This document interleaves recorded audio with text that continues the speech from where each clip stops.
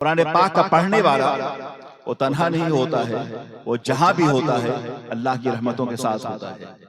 قرآن پاک آئین حیات ہے، قرآن پاک نظم زندگی ہے، قرآن پاک تہذیب ہے، قرآن پاک تمدن ہے، قرآن پاک فطرت کے مشاہدات کو ہم تک پہنچاتا ہے، قرآن پاک احکم الحاکمین کی کتاب ہے، قرآن پاک اسلام کا دستور حیات ہے، آئین زندگی ہے، قرآن پاک بحر نئے پیدا علم و فن کا بحر نئے پیدا کنار ہے، قرآن پاک سفید سحر ہے، قرآن پاک دریاؤں کی موجوں کے ساتھ ساتھ دلوں میں انقلاب برپا کرنے والی کتاب ہے، قرآن پاک نگاہوں کو بصارت و بصیرت دیتا ہے، قرآن پاک میں تعقل بھی ہے، تدبر بھی ہے، فکر بھی ہے، مشاہدہ بھی ہے، اور انسانی حیات اور مقصود فن کے وہ تمام کارنامے اور تمام نظم قرآن پاک میں موجود ہے۔ یہی وجہ ہے کہ وہ نبی پاک سرور کائنات کا معجزہ ہے۔ تیری آگے یوں ہے دبے لچے فصحا عرب کے بڑے بڑے، کوئی جانے منہ میں زبان نہیں بلکہ جس میں جان نہیں۔ قرآن پاک ایک ایسی مقدس کتاب ہے، میں نے ایک پادری کو ایک بین المذاہب کانفرنس میں سنا، میں اسے دیکھ رہا تھا کہ وہ کھول کر اپنی کتاب بائبل پڑھ رہا تھا۔ آج مغرب میں قرآن پاک کے پڑھنے والے وہ افراد ہیں جو پروفیسر ہیں، جو ڈاکٹر ہیں، جو ارباب قلم ہیں، جن کا باضابطہ لٹریچر پر، میڈیکل سائنس پر باضابطہ کمپریہنسولی جن کا کمانڈ ہے، اور وہ اپنے جامعات میں اور یونیورسٹی میں پروفیسر ہیں۔ آپ کو جان کے حیرت ہوگی کہ آکسفورڈ میں اور کیمبرج میں قرآن پاک کے تفاسیر کو پڑھانے والے جو لوگ ہیں اس وقت وہ انگریز ہیں۔ یہ قرآن صرف مسلمانوں کے لیے نہیں ہے بلکہ آفاق و انفس کا یونیورسلی قرآن پاک نے ایک کانسیپٹ پیش کیا ہے، ایک نظام حیات پیش کیا ہے۔ آکسفورڈ میں، کیمبرج میں اور دو سے بڑی بڑی یونیورسٹی اور جامعات میں، امریکہ کی یونیورسٹی میں قرآن پاک کی تفاسیر پڑھانے والے، عربک لٹریچر پڑھانے والے جتنے پروفیسر ہیں ان میں بیشتر وہ افراد ہیں جو نان مسلم ہیں۔ آخر آپ نے کبھی محسوس کیا کہ کیا وجہ ہے یہ انگریز قرآن پاک کیوں پڑھ رہا ہے، نان مسلم قرآن پاک کو کیوں پڑھ رہا ہے، مسیحی دنیا کے ارباب قلم یہ قرآن پاک کو کیوں پڑھ رہے ہیں؟ تو اس کا واحد جواب یہ ہے کہ قرآن پاک صرف مسلمانوں کی طرف بھیجی گئی کتاب نہیں ہے بلکہ عالم اسلام، عالم انسانیت کی طرف بھیجی گئی یہ کتاب ہے۔ جب بھی قرآن پاک کی تلاوت کی جائے گی تو انسان کی فکر، اس کا مشاہدہ، اس کی بصارت، اس کی بصیرت، اس کی ذہنیت، اس کا علم، اس کا تجربہ، اس کا مشاہدہ اس سے براہ راست متاثر ہوتا ہوا نظر آتا ہے۔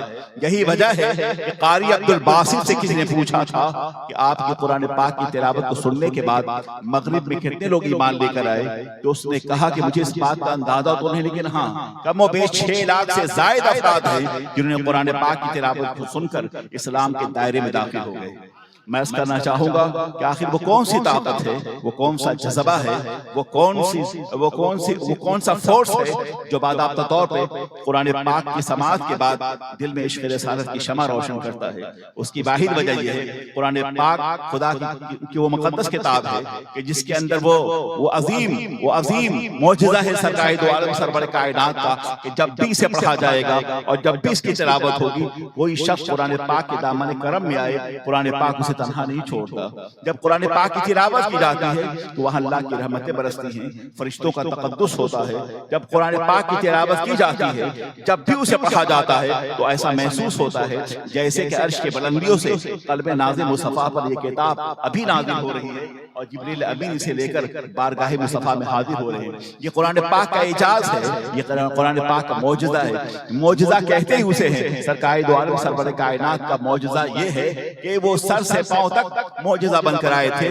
حضرت آدم کا معجزہ وہ اپنی جگہ ہے، حضرت ابراہیم کا معجزہ اپنی جگہ ہے، حضرت موسیٰ کا معجزہ اپنی جگہ ہے، حضرت داؤد کا معجزہ اپنی جگہ ہے، حضرت عیسیٰ اور موسیٰ کا معجزہ، حضرت ابراہیم کا معجزہ وہ اپنی جگہ ہے۔ مگر نبی گرامی وقار صلی اللہ علیہ وسلم کو اللہ تبارک و تعالیٰ نے سر سے پاؤں تک معجزہ بنا کر بھیجا۔ وہ اٹھیں تو معجزہ ہو، وہ بیٹھے تو معجزہ ہو، وہ سر اٹھائیں تو معجزہ ہو، وہ سر جھکائیں تو معجزہ ہو، وہ متکلم ہو تو معجزہ ہو، وہ تبسم ہو تو معجزہ ہو، اشارہ کرے تو معجزہ ہو، قم باذن اللہ کہے تو معجزہ ہو، وہ مسکرائے جان سی کلیوں میں پڑ گئی، وہ لب کشا ہوئے کہ گلستہ بنا دیا۔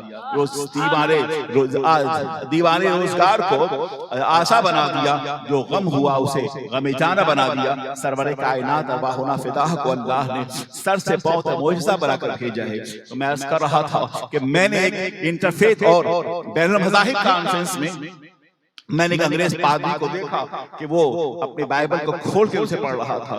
جب کانفرنس ختم ہو گئی تو ایک جگہ ہم بغل کے ہال میں کافی ٹیبل پہ ہم بیٹھے, وہ بھی بیٹھے ہوئے تھے.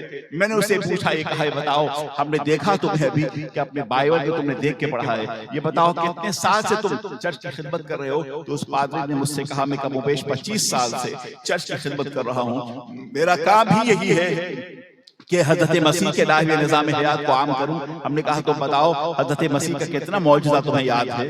حضرت مسیح کے تعلق سے بائبل کہتا کیا ہے, اس کا مشاہدہ کیا ہے؟ حضرت مسیح حضرت مریم کے حوالے سے بائبل کا کہنا کیا ہے؟ کیا ان کی تاریخ حیات تمہارے پاس محفوظ ہے؟ میں نے کہا سنو, مسیح دنیا کے بعد حضرت عیسیٰ کے حوالے سے اور حضرت مریم کے حوالے سے کوئی دستور حیات, کوئی آئیڈی زندگی, کوئی نظم کرم, کوئی تاریخی کارنامہ محفوظ نہیں ہے. آج پورے مسیحی دنیا پر واللہ العظیم قرآن پاک کا احسان ہے. حضرت سورہ مریم, سورہ آل عمران اور سورہ مائدہ میں جو حضرت عیسیٰ کے حوالے سے, حضرت مریم کے حوالے سے جو باتیں بیان کی گئی ہیں, آج پوری مسیحی دنیا اسلام کے آگے سرخمیدہ ہے اور اسلام کا احترام. آج مسیحی دنیا کے پاس, آج مسیحی دنیا کے پاس حضرت عیسیٰ کے حوالے سے, حضرت مریم کے حوالے سے کوئی باضابطہ تفسیر موجود نہیں ہے, مگر اسلام کا ایک بہت بڑا احسان ہے پوری عیسائی دنیا پر. اسلام میں حضرت عیسیٰ کے حوالے سے, حضرت موسیٰ کے حوالے سے, حضرت ابراہیم کے حوالے سے, حضرت زکریا کے حوالے سے, حضرت داؤد کے حوالے سے, حضرت یحییٰ کے حوالے سے انبیاء بنی اسرائیل کی تاریخ کو قرآن پاک بیان کر رہا ہے. جہاں چرچ خاموش ہے اور جہاں مسیحی دنیا خاموش. حضرات محترم قابل احترام بزرگ دوستو, میں نے اس چرچ کے پادری سے پوچھا کہ تم کم و بیش 25 سال سے اگر تم چرچ کی خدمت کر رہے ہو تو بتاؤ تمہیں یہ بائبل یاد کیوں نہیں ہے؟ تو اس نے مجھے جواب دیا اور کہا کہ ایسا ہے کہ نیو یارک سے جو بائبل چھپا ہے اس کی پرنٹنگ اور ہے, لندن سے جو بائبل چھپا ہے اس کی پرنٹنگ اور ہے, صفحات کا فرق ہے, لفظوں کا فرق ہے, عبارت کا فرق ہے, اور اس کے ساتھ ساتھ لکھنے والے کا فرق ہے, اس کے ساتھ ساتھ بے شمار کانٹرڈکشن اس کے اندر, تضادات ہیں اس کے اندر. میں نے کہا عجب حال ہے, تم مسیح دنیا کی کتاب کو پڑھنے والے ہو, تم بائبل کو حضرت عیسیٰ پر نازل ہونے والی کتاب سمجھتے ہو معاذ اللہ, لیکن بتاؤ اس کے باوجود تمہارا عقیدہ ہے کہ بائبل جو نیو یارک میں چھپا ہے وہ اور ہے, جو لندن میں جو چھپا ہے وہ اور ہے, اس میں بے شمار تحریفات اور غلطیاں اور تضادات ہیں. جس کتاب میں تضاد ہو وہ اللہ کی کتاب نہیں ہو سکتی. قرآن پاک کو اللہ نے ہر تضاد سے محفوظ رکھا ہے. انا نحن نزلنا الذکر وانا لہ لحافظون, ہم نے قرآن پاک کو نازل کیا ہے اور ہم بھی اس کی حفاظت کرنے والے ہیں. میں نے اس سے کہا کہ تم یہ کہتے ہو کہ بائبل کو تم یاد نہیں کر سکتے. میں نے کہا بتاؤ مسیحی دنیا میں کوئی شخص ایسا بھی ہے جس نے بائبل کو یاد کر لیا؟ بڑا غور سے سنیے گا آپ. میں نے اس سے کہا کہ مسیحی دنیا میں کوئی ایسا بھی ہے جس نے بائبل کو یاد کر لیا ہو؟ پتہ اس پادری نے مجھ سے کیا کہا؟ کہا اٹس امپاسبل, یہ ناممکن ہے. We can memorise whole Bible 800 pages, so hard to learn. اس نے کہا کہ 800 صفحات پہ مشتمل بائبل کا یاد کرنا بہت مشکل ہے. It's impossible to learn, یعنی اس کا یاد کرنا ناممکنات سے ہے. میں نے کہا کیوں؟ کہا اس کی وجہ یہ ہے اس میں تضادات اتنے ہیں, حروف بدلے ہوئے اتنے ہیں, عبارات کی تبدیلی ہر سال ہوتی رہی ہے. جتنے نئے نئے پرنٹنگ چھپتے رہتے ہیں ان میں باضابطہ طور پہ اس کے حروف اور اس کے ورسز اور اس کے لائنز, اس کے پرنٹنگ بدلتی رہتی ہے. ہم اس کو یاد نہیں کر سکتے. ہم نے کہا سنو پھر اسلام کے سچ ہونے کی اور حق ہونے کی جہاں بہت ساری دلیلیں ہیں, اس میں ایک دلیل بہت واضح ہے کہ جس 800 صفحات کے بائبل کو تم یاد نہیں کر سکتے, مسلمانوں کے لاکھوں بچوں نے 800 صفحات پہ مشتمل قرآن پاک کو اپنے سینے میں محفوظ کر لیا.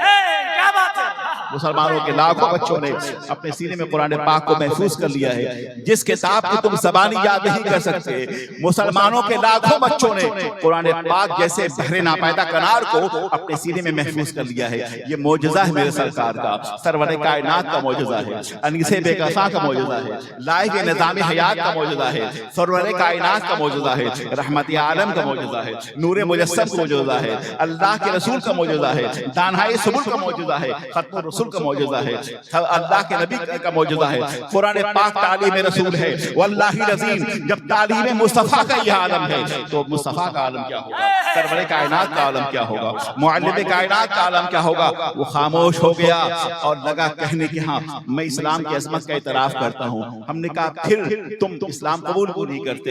उसने मुस्कुरा के जवाब दिया, मैं इस्लाम का गहराई के साथ मुताला कर रहा हूँ, मुझे यकीन है कि एक दिन वक्त आएगा कि हमारे उफ़ुक़ पर हमारी उम्मीदों का सूरज तुलू होगा और मैं इस्लाम के दायरे में दाखिल होऊंगा। इसलिए हमारी आपकी गुफ्तगू दावती गुफ्तगू होनी चाहिए, हमारी आपकी तकरीर दावती तकरीर होनी चाहिए। ये जलसा जो सजा है लाखों रुपए खर्च किया गया है, इसलिए नहीं कि आप आए और बैठे और नाते सुने उसके बाद चले जाएं। मुसलमानों, तुम्हारे मुकद्दरात का सौदा हो चुका है, तुम्हें ज़हनी तौर पे गुलामाना शऊर बख्श दिया जा चुका है, तुम्हारे हाथ और पाँव में न चाहते हुए भी जंजीरें पहना दी गई हैं, तुम्हारी ज़बान, तुम्हारे फिक्र, तुम्हारे एहसासात पे कब्जा हो चुका है। वल्लाहि अज़ीम, कुरान के दामन करम ले आ जाओ, अनीसे बेकसा के दामन करम ले आ जाओ। कुरान तुम्हें बता रहा है, आफाक़ व अनफुस का मुशाहिदा कुरान पाक सिखा रहा है। एक ऐसी मुक़द्दस किताब है कि जब तक मुसलमान पढ़ते रहे इस किताब को, वल्लाहि अज़ीम, दश्त है दरिया भी न छोड़े हमने, बहरे ज़ुल्मात में दौड़ा दिए घोड़े हमने।